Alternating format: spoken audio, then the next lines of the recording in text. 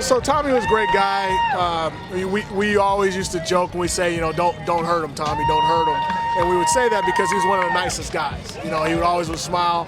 You know, back in your generation, you remember Flip Wilson? Yeah, I love Flip Wilson. So Tommy, his smile, his character reminded me of Flip Wilson, and just some of his characteristics. And then I didn't get the pleasure of meeting his mom and dad until after he passed. But I mean, still to this day, I run into people who worked with him at Rec and Parks when he was a lifeguard. So he was pretty much a servant most of his life, a city employee long before he became a police officer. He was actually a field training officer at the time of his passing. So even there, he was still in a leadership role and training people. Coincidentally, I believe either that week or somewhere within that month prior to his death, there was a LA Times reporter that happened to go on a ride-along, and she happened to go with Tommy. So it was real for her because she just got through riding with him, and so she did a story, and the headline was the nicest cop I've ever met, or nicest cop on the force. And I would say that's saying a lot because you know how we do things here at the airport about public service and as far as customer service in terms of, you know, that's where we pride ourselves in, and dealing with people here and making their passenger experience well.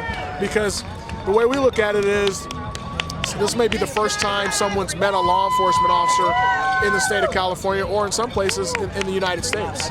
So that's a lasting impression. So we look at that as saying we can leave a lasting impression that, you know, not all cops are bullies, as some people say. Not all cops were bullied in school, and that's why they became cops. You know, those are different stereotypes. And what I like people to remember is cops are just a segment of the population. Yeah. So you have people in the population in any profession, whether it happens to be law enforcement or not, that maybe shouldn't be in that profession. Yeah. So what I take away from Tommy and his family is always trying to treat people truly. If that was my mom, if that was my sister, if that was my father, if that was my relative, of how they want to be treated. And if we keep that kind of methodology, most times it's going to come all right. Now, sometimes, as you well know, there's the ugly side too, where we have to get physical, we have to put our hands on some people. And unfortunately, sometimes that may be the worst of what people see. But as you can see here, this event is a community event. And all of these people coming out from the community just to share and run and keep his memory on. If you had the pleasure of meeting Mr. Scott, very, very religious guy, raised in the church, but if you talk to anyone who met him, you would hear the same type of stories about what people would say about Tommy. Wow. Just the nicest person. He was a type of person you could meet him once, and you would walk away feeling as though he knew you your whole life because the way he treated you. Yeah, because I feel like I know him and I never met him. From all the stories I heard about this man. Absolutely. I mean, if there was ever going to be a story of what an ideal cop should be, whether it be a field training officer, whether it be a community resource officer, that would be the model. And your best moment with Tommy Scott? My best moment, I still remember his smile. Yeah. You know, the day of his death, I was walking out. I saw him in the field training office. I was leaving. I was a field training officer at the time, so we would share a conversation about this new cadet or this new trainee. And I said, like usual, hey Tommy, don't hurt him. He smiled, all right, Marshall. And we shared the same middle name of Edward, so we had that in common. And then we talked. I went home because I was working graveyards. He was working the day watch. I went home, went to sleep. And then my phone started ringing. I finally answered it. Most people know that I'm sleeping because I work graveyard. Yeah. Well, my mom had called me, my sisters, my relatives. They heard about an officer being killed at LAX. They wanted to make sure I was okay. And then as it started trickling, people realized it was Tommy, and it crushed us as a department, but it actually made us stronger, brought everybody together. It gave true respect for law enforcement at the airport because people didn't, it's just an airport cop. Fact of it is we deal with over 190,000 passengers a day. Yeah. Okay. You're talking over 80 million passengers fly out of LAX alone. We also still have Ontario Airport. We also have Van Nuys Regional, which is also another airport that's the busiest regional airport in the country. And with all of those interactions with all of these different people, you don't hear a lot of negativity about our organization. You don't. And we pride ourselves in You're that. amazing. We pride ourselves in that. And you know, sometimes we have to chin check some of our new guys coming in and say, this is what it's about. It's public service on every aspect, whether it's helping somebody find a car, find their flight, or maybe sometimes arresting somebody. So it's the good and the bad. But we also have some residential areas too. So we really get every aspect of law enforcement here. You know, narcotics comes through here, you know, human trafficking comes through here, the homeless situation comes through here, people with mental issues come through here.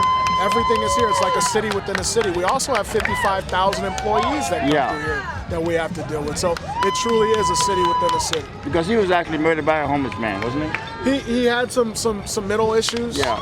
He had previously been on a hold, and he wound up getting control of Tommy's car while Tommy was hanging on to the car and crashed the car into a fire hydrant, and that's what killed him.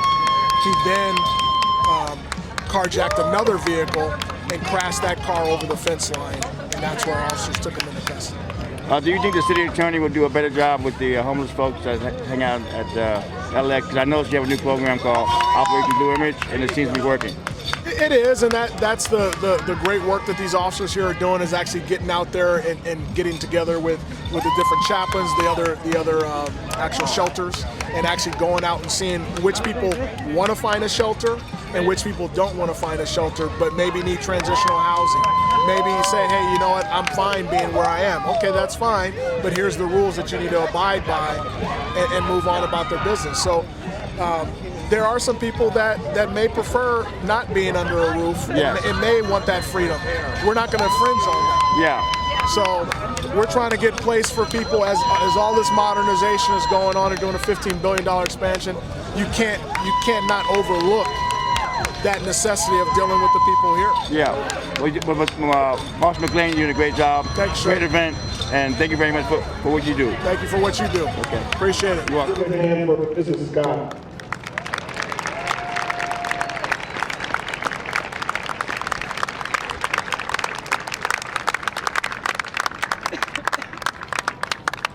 Half marathon runners, can you take your marks, please?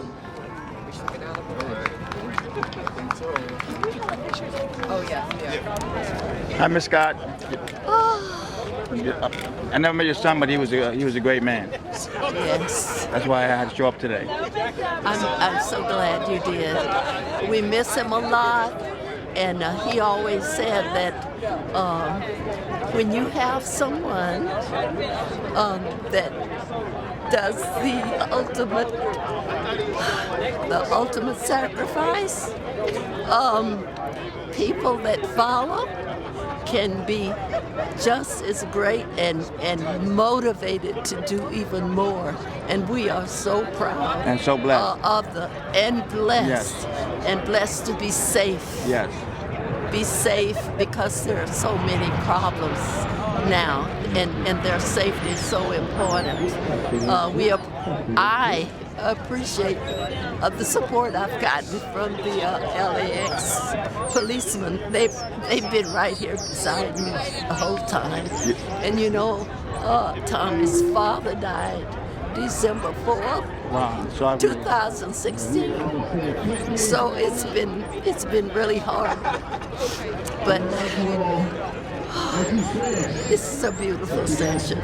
and They've done a fantastic job of organizing everyone, and the terrific response is just overwhelming. And they're both still here.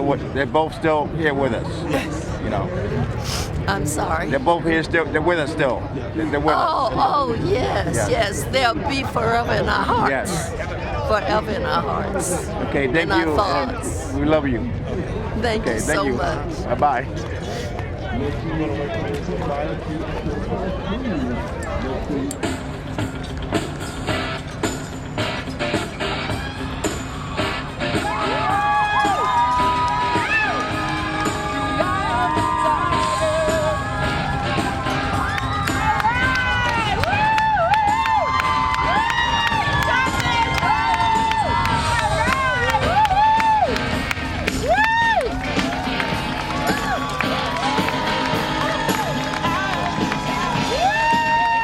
That's what I'm talking about. Just a quick heads up, ladies and gentlemen, in about 5 minutes over in the expo area, we've got the 5K award ceremony happening once again. Just under 5 minutes, ladies and gentlemen. If you want to start to head on over to the expo area, we're going to have the 5K award ceremony.